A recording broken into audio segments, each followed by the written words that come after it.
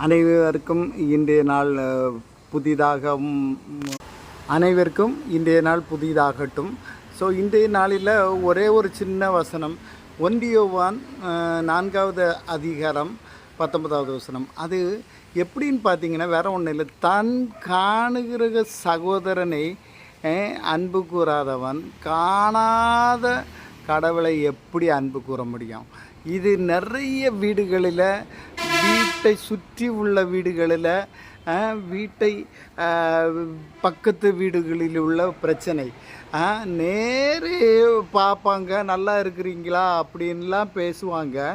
ஆனால் முறுமுறுக்கிறது, தேவையில்லாத காரியங்கள். இப்படி காணுகிற சகோதரனை பகைக்கிறவன் காணாத கடவுளை எப்படி காண முடியும்?